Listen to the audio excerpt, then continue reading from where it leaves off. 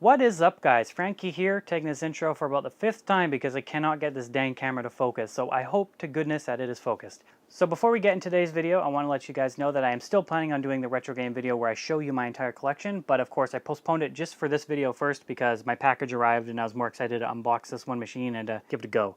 So that's still coming. It'll be the next video after this one, so don't worry, look out for that one in the future. But as for today, the video is going to be an unboxing and feature overview of the Retro Freak system here, which is an all-in-one game console similar to the ones made by Analog and Hyperkin. And if you don't know what this is, you can get it on Amazon for about 28,000 yen, or 250 American dollars, or 300 Canadian dollars. What? I don't need to buy two, you motherfucker. And what this does is it plays a myriad of different console cartridges, so that way you can put all of your games into one system without having to have 4 or 5 different systems laid out at once. So it is incredibly convenient. Otherwise, I guess that is it for the intro, so without further ado, let's jump into the unboxing. And we are here once again on my little homemade showcase table, and I got my unboxing knife, so I'll put this aside for now. This is the box here. As you can see, it shows the systems that you can play on here. Here's kind of what the console looks like. So here's everything that's included in the box. This says Reto Furi. What? I can't read this. That just says Retro Freak.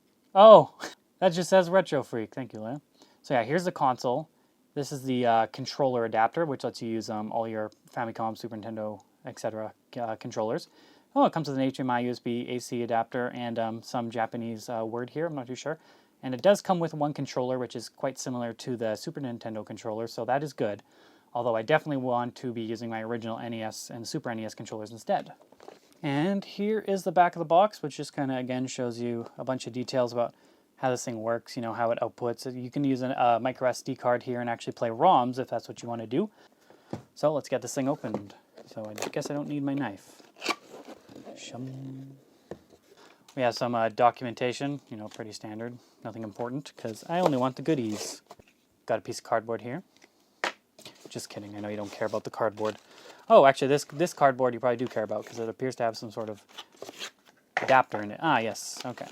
So this is probably the AC adapter. Yes, it is. It's a pretty generic run-of-the-mill AC adapter here. Next, oh, let's take a look at the controller. So yeah, here is the controller. It's got an L and R button in here. It's got a D-pad. D-pad doesn't actually feel that mushy, which is good. Option button, home button, start select, and then of course we got X, Y, B, A. And I can't recall what the setup is for the Super Famicom, but I hope that this is the same. Because all these mixes, the X, A, Y, and B, they're all different for every controller maker, so that's annoying. Oh, it's actually USB. Interesting, so I can use this on my computer, so that's cool. And of course, we got some cables here. Okay, so this just looks like a mini USB, actually. Ugh, I wonder what that's for. And then an HDMI cable, probably just HDMI 1.4. It's not going to be a very high-speed cable, but it'll get the job done for 720p HD retro games. And then here's the console. We're going to put this aside for last. And then in here, oh, I believe this is a controller adapter. So as you can see, I think these must be Sega. I'm not too sure. I never owned a Sega growing up. I'm pretty sure this is definitely Sega. So, but anyways, here, Super Nintendo controller. So I guess this just plugs into the back of the system somewhere, and then you can use your other controllers with it, which is incredible. So now, let's move on to the console itself. So the console itself is made of plastic, but it does feel pretty durable, and it does feel like it's built pretty well. I unfortunately do not have my kitchen scale on me. I could not find it for the life of me, but it is about 500 grams, or 1 pound for you weird Americans with your weird measurement systems. As for dimensions, appear to be about 16.5 centimeters by another 16.5 centimeters. So it's pretty square, which is pretty cool. So yeah, this is about 500 grams and 16.5 by 16.5 centimeters and about 5 centimeters tall. So that's cool. So on the right side, we do not have anything at all. On the left side, there is also nothing. On the back, we have the HDMI port, micro SD in case you want to use ROMs rather than playing your physical games, the power input, which is important, and the power button. As for why this piece comes out, I don't really understand why, but as you can see, it's got 2 USB-A's there, and it connects into these. And then that is obviously how it gets its power and its video. As for why it is like that, I don't know. Maybe there's some sort of expansions. I could not tell you. So on the top here, we have a Sega Mega Drive / Genesis port. I do not have a game, unfortunately, so I can't test that. Super Famicom and Super Nintendo port. We also have a Famicom port. It is expandable to an NES, American or PAL, but you do need an adapter, which is sold separately, unfortunately. But with this box set, you cannot play regular NES games, so keep that in mind. And then on the front, we have 3 USBs, a TurboGrafx PC Engine port, and a port for your Game Boy, Game Boy Color, and Game Boy Advance games. And it's definitely appreciated that it does come with this dongle, because you plug this in through mini USB into the system, you plug it into the front here, and it allows you to use your vanilla controllers from your actual consoles. As for the controllers it is compatible with, I can't say right out of the box, so I will put a list right here on screen. So hopefully that information does help you. And but as for the ports, you can kind of see what they are, but I'm not too sure what some of these are, to be honest. So yeah, but I'm definitely familiar with a Super Famicom or Super Nintendo controller. It's so exciting to be able to use this again. I love it. But without further ado, let's plug this boy in and see what it's all about.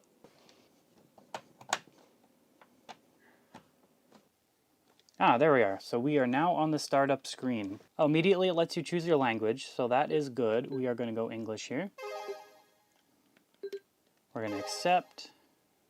You must now calibrate the screen size. Use the left and right buttons of your controller to adjust the size of the screen so that the blue border is positioned on the outside edge of your screen. Oh, so I guess I just skipped right through it. I guess I needed to adjust it right there. But here's the main menu. So it's got a controllers, AV settings, system settings, power, manual. That's pretty cool. There's a manual built in. It lets you view your internal storage, and it seems to come with 3 gigabytes, so probably 4. 1 gigabyte is probably reserved for the operating system. And then, of course, right there, there is a spot for your cartridge. So first, let's dive into these AV settings. Aspect ratio, stretch, zoom, normal. So you can change the aspect ratio, so you can have it stretch your screen if you're into that sort of thing. But I myself prefer it to be regular 4:3. Image filter, okay, so this lets you choose what the image looks like on screen with different filters. So it changes the way that the pixels will look. You probably can't really see too much on screen. So if you buy this yourself, you can just take a look through all these different filters and see which one looks best for you. Scan lines, you can turn scan lines on or off. That's cool. Display over scan, I'm not really sure what that is, but yes. Force original resolution, so you can force the game to run at a lower resolution, because I believe this outputs at 720p if I'm not mistaken. Screen refresh rate, match game, force 60 Hz, force 50 Hz, match game. Oh, you can force 60 Hz. Okay, we're gonna enable that. Screen size. Okay, here we go. Nice, there we go. Full size screen. Force HDMI full range output. Audio, sound enhancement. Oh, that's cool. Bass boost, you can boost the bass, you can boost the treble.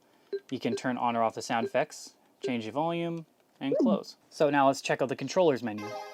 So as you can see here, you can actually map controls to exactly what you would like, and you can even fast forward the games, and so you can basically speed up the games for those games that are really slow.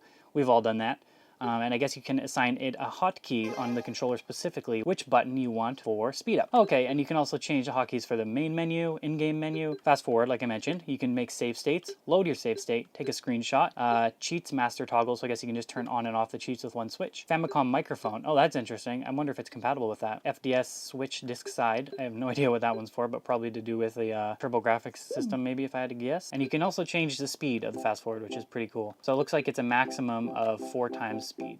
Now let's jump into the system settings and see what we can get. So console region, so this can switch between PAL, NTSC, and other regions such as Japan and stuff automatically, which is good. You can have it automatically load last save state, auto start on the cartridge insertion, automatically import saves on first run, periodically backup saves in game.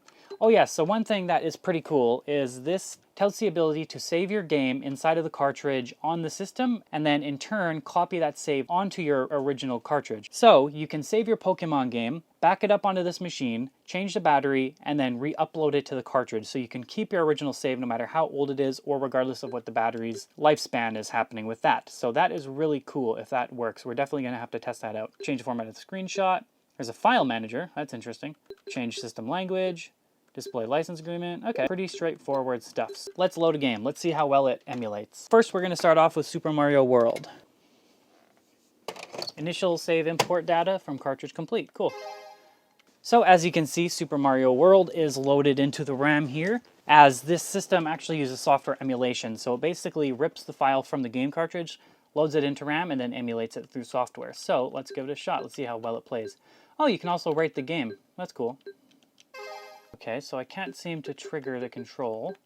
Okay, so I'm not getting response from my main controller, so I figure I have to map the controls manually first, possibly, for Super Famicom.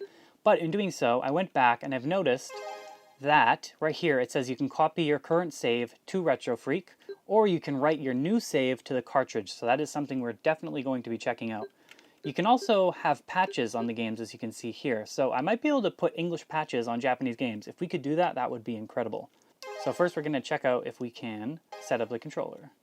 Ah, I see. So here I'm in the controller settings again, and I'm changing the controller to player mapping. So player 1, which is me, I am setting up the Retro Freak Standard Controller 3 for the system player. So hopefully this will now work properly. Ah, here we go, perfect. So as you can see, the game actually looks pretty well. With the filter on it, it looks quite soft. And here is the reason why I suck. To be honest, this game actually looks pretty decent, despite being emulation. It doesn't feel like I'm experiencing much of any latency, if at all. So with the current filter, it is a little soft, but you can adjust the image to your liking, so that is good. I'm not really experiencing much, if any, input lag, so that is great. It's very, very minimal. You should be able to play this quite well. Sorry, I'm having fun. I miss this game. It's wonderful. So that's all we need to know for this. So next, let's pop in a Famicom game. So now as you can see, I have Dragon Ball Z2 Gekishin Frieza imported here. And it shows you the date that it was released, and yeah, so that's pretty cool. So I actually wonder if there's a language patch. Okay, so I might need to put my own patch on here, but if there is a patch, I do want to try it out. So I'm going to check how this game runs first. Controller is not responding, so once again, I probably have to change it in settings. So let's go back to the main menu. So the way the controller mapping works, when I first started this up, I didn't get response in any of the systems. So I need to go to controller mapping, and I need to go here. So here is the Super Nintendo settings. I've already got this set up for when I played Mario. Good. If I'm playing GBA, I do the same thing. I click the controller on player 1. Genesis, do the same thing for all of these basically. So it shows player 1 is now connected to. So now they will be connected to this controller because that's how I have it set up. NES Famicom, so here I changed it to this, so now it should respond for the game. All you have to do is click on player 1 and click one of the buttons on the controller and it'll automatically assign what it is. There we go, so all the controllers are set up, good. Now let's click play. I've never played this game before in my life, so I'm quite interested to see what this is. I can't quite read, I'm just gonna click. Okay, so we do have gameplay here. Oh my. I have no idea what this is. I've never played this game. You know what? I'm going to see if we can set up an English patch for this, so I will be right back. Okay, so I have went online and found myself a patch, which is a .ips file, which is basically a patch file you use for games. So I'm now going to check to see if I can access it. So first I put a micro SD card in here, and when I did, it copied the game automatically to my system. So now I have this ROM backed up onto my own SD card, so I don't have to deal with any weird shady ROM websites. So I can basically own my games and play with them as I will, and I'm not doing any stealing or pirating, which is good. So now we are going to go to Game Settings, select Patch, and I'm going to click on this patch here. Current patch. Patch expects header, separate saves for patch, off, remove current patch. Okay, so now if this works, it should be English. Okay, so as it appears, because I patched the file, I need to remove my last save. So now I'm going to click play. Patch file loaded. Let's see. English translation. Oh, would you look at that? Okay, so that's not a very good translation there. Okay. New. Ah, and here we go. We have full English on this game that was only released in Japan. So now I am returning home. So, in order to get this patch to work, first of all, I needed an SD card. And when I did so, I had to plug this into my computer. I had to create a folder in there that's called patch. And then I just put that patch inside the folder, and then I renamed the name of that patch to the exact same as the ripped game that the game ripped onto my SD card. So as long as those two titles are matched, it recognizes that this is a patch for that game. So, all I had to do is pop the micro SD card back into my system, go to game settings, and then apply the patch. That is super awesome. There are websites where you can find language patches. I suggest just going to Google, typing in language patch for so-and-so game, and you will find an IPS file of that patch. When you find it, do so as I just mentioned before, apply it to the game, and you can play your Japanese games in English. Alright, so for the next test, we are going to be testing out a Game Boy Color game, and with this, we are going to see if it copies the save file to the cartridge like it advertises.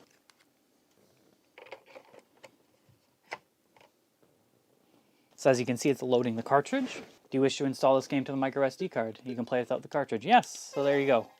So as you can see, it just ripped the game to the micro SD card, and I can actually search through my files here, and I can click on the games that I want to play from whatever console I have ripped. So we are going to be playing Pocket Monsters Crystal version. Let's see how well this works.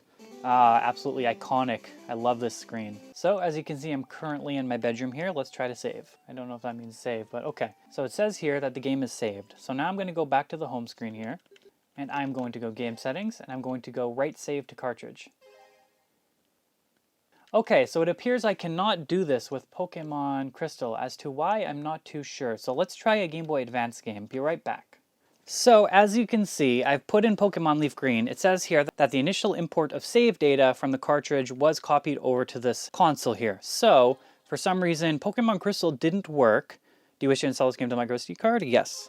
But it seems like Pokemon Leaf Green does. As to why, I'm not sure. It might be because of the real-time clock system that is on Crystal. There isn't a real-time clock system on Fire Red or Leaf Green, so that could be why it didn't want to copy. So let's quickly play this game. Okay, so as you can see here, this person saved here inside the Pokemon Center. So I'm going to stand outside the Pokemon Center. I'm going to save. There we go, game successfully saved. I'm going to return to the menu, and I'm going to go to game settings. I'm going to write save to cartridge, writing save data to cartridge. So hopefully this is successful. All right, so now we are going to take this game out of the game system. I am going to grab my Game Boy Advance. So now if this was successful, I should be saved outside of the Pokemon Center.